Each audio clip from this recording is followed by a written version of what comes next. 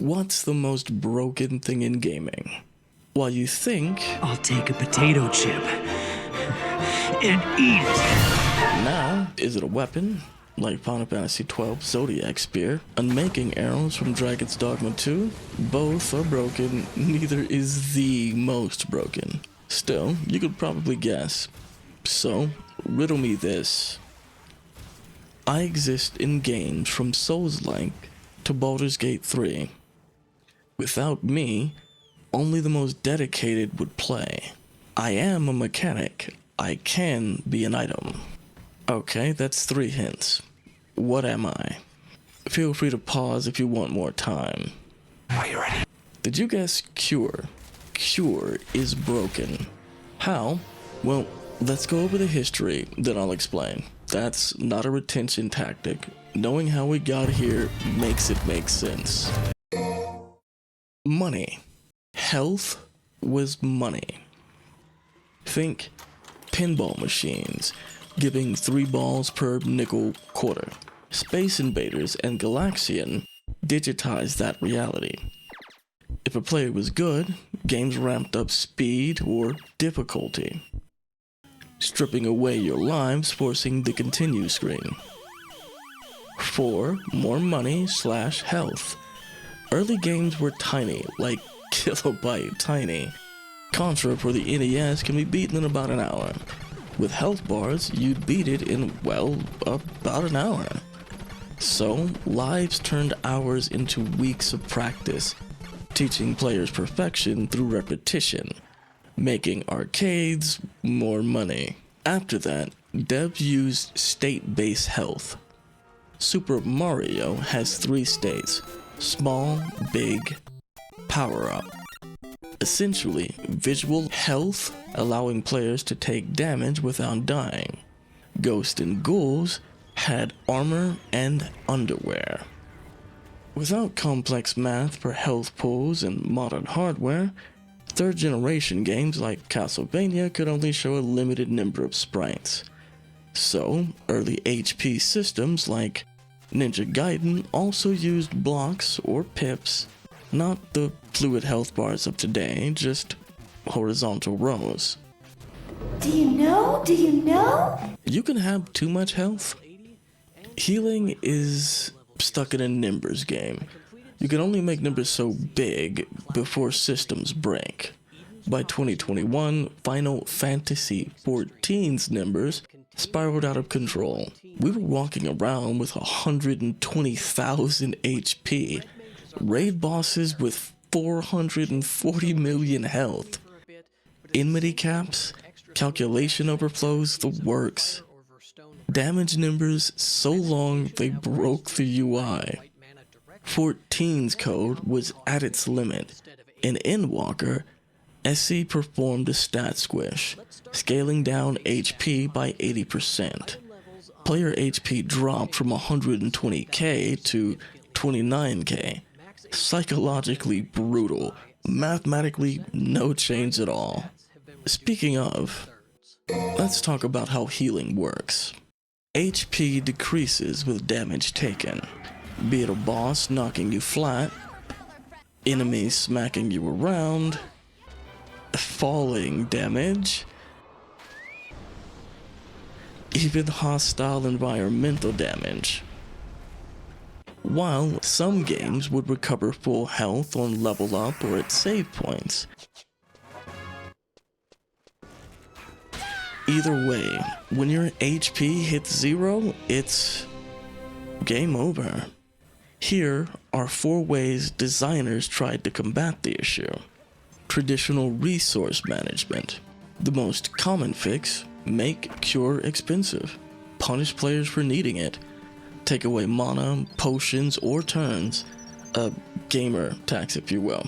It makes games better by making tactics tighter, especially early game when your resources are limited.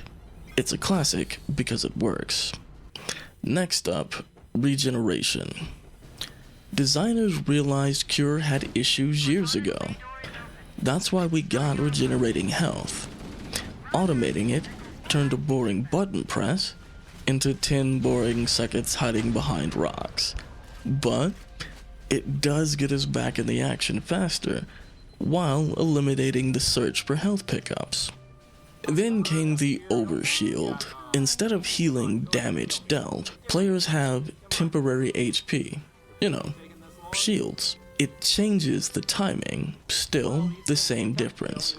Red bar stays full, blue bar goes up. Shields often auto heal. You still need items to heal red bar damage.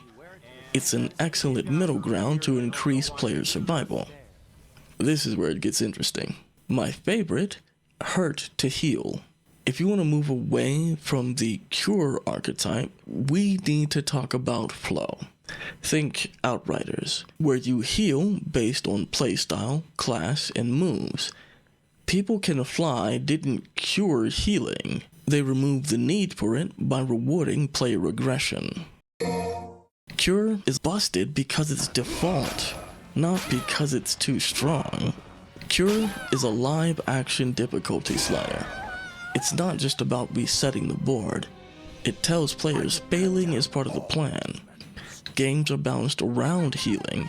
When done right, proper use becomes tactical. Without it, difficulty spikes astronomically. It's game design's universal crutch mechanic. It's also the most needed crutch in gaming. Otherwise, every game's an Iron Man run. Sounds like a great case for why Cure's broken, right? Except, no, not even close. That's all gameplay. It's how you and I feel, or what we personally think. Cure isn't a broken mechanic for any of those reasons. Do you know? Do you know? You think that's HP you're recovering. It's not. I mean, it might be, but built for shooters, UE is used for dozens of games. From the Final Fantasy VII Remake series to Arc Raiders, you've likely played a few. Whether health goes up or down, UE doesn't care. The same function is used for damage and healing. So why do I think Cure is broken? Magic's color pie balances the game by defining each color's strength, weaknesses, and identities, while Yu-Gi-Oh's extra deck is used for a deck's most high-impact plays. Both systems let players build decks based on their playstyles, but card games are random. What if they weren't? I was trying to develop a third-person card game, so I started breaking card systems into categories. After coming up with a healer concept, I moved on to melee. I started replacing healing abilities with damage, and for some reason, I tabbed over to my healer loadout, and it hit me. Imagine abilities from your favorite games: buffs, AoEs, single target, all fair game. Attacks are easy. Change animations, adjust speed, add VFX, new ability. But what's the difference between Cure 1, 2, and 3? They heal more at increased cost. Doesn't change anything. So, how do you improve Cure? Healing isn't just good, it's too good. Cure is perfect. No, really, think about it. Without it, games become near unplayable, but the actual function, restores HP, hasn't changed since the first RPGs.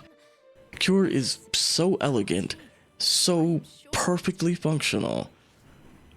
Life bar goes up. It's game design bedrock. No matter the game, healing is just tweaking knobs. All innovation revolves around the initial constraint. Name another mechanic with that kind of reins. That's frustrating to no end.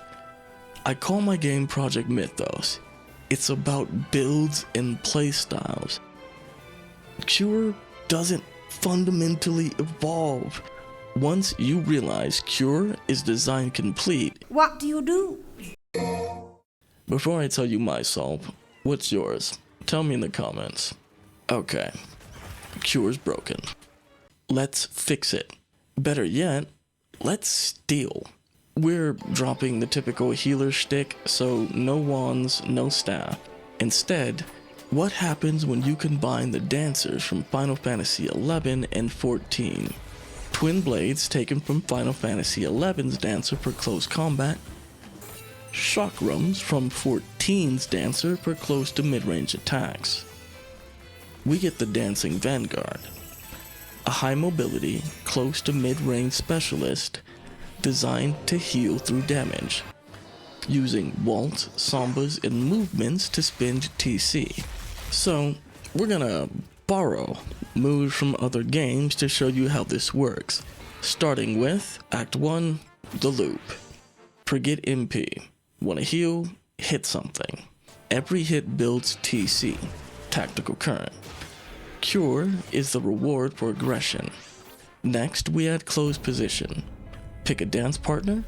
The engine isn't calculating your HP, it tethers your performance to your partner's. Now, fling yourself to the floor of battle with Kinetic Rush, smashing into targets, leaving them vulnerable, building your TC gain even before drawing your blades. Act 2, Synergy. Instead of watching health bars, healing is the heartbeat of the hunt. So, select your Samba, converting a percent of every drop of damage you deal into your overshield, meaning the more bodies on the floor, the better your dance partner's buffs. You aren't just recovering, you're preempting the damage. And when your health finally drops, you earn that tactical current, time to use it. Pop your waltz and dance all over your enemies, generating overshield for your dance partner while healing yourself to fight on.